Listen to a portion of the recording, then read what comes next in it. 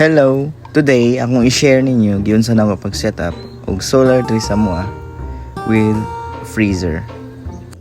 So, maghanda sa ta kay natay delivery karon. Kuha na mo dito sa Marigondon Port.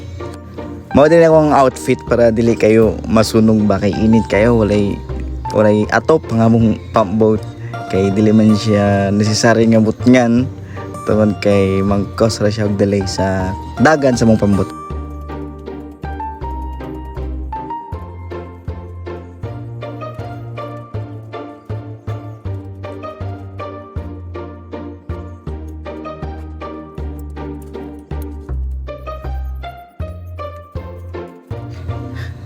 And magbutang sa tag sunblock kay para dili kay ta masunog kay basig ingnon na ta musuroy tag syudad nga taga isla jud ta ba lagom kayo.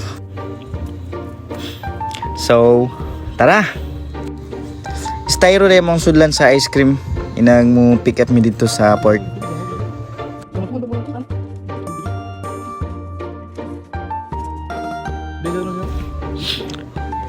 Energy drink sa ta kay kapoy kayo na para at least buhi kayo ba. Abti kayo nagkamot dito. Layo-layo or mabihayon. So tara, all goods na.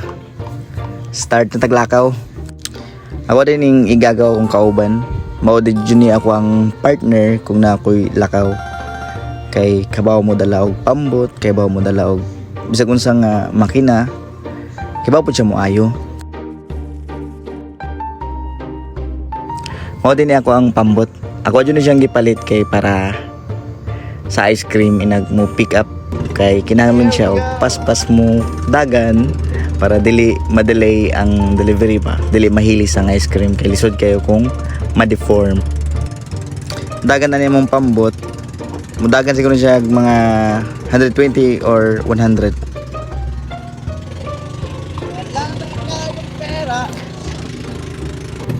Dool namin sa port.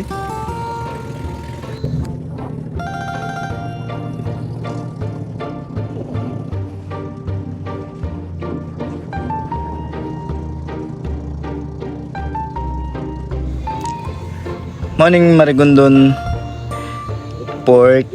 Gi-construct pa man siya, wala pa mahuman. So, ari sa mis kilid paabot diri sa may Banyo Beach. Inag dunggo na mo saka dayon mi sa mga tambayanan diri jud mi magpaabot perminti sa delivery.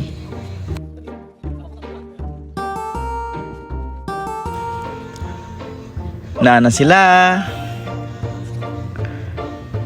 mo din ako ang ice cream nga gi-franchise Joy Ice, sister company sa Ice.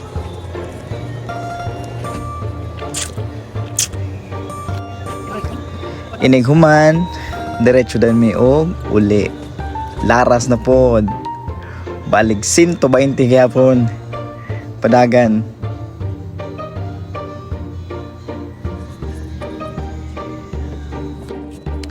And we're back.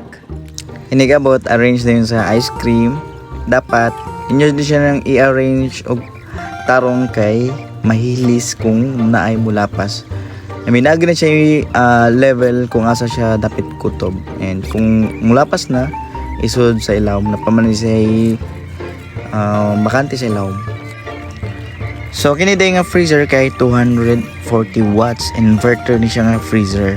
And ang ako ang solar setup usa ka 40A nga MPPT controller og 1.5 kilowatt nga inverter og duha ka buhok nga 200 AH battery.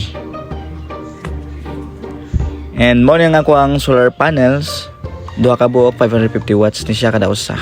Kadaog ni siya guys basta dili lang mag-ulan. But in case nga mag-ulan-ulan, naras ko emergency nga generator. 3 kVA, kadaog na siya sa 240 freezer. And that's all. Thank you.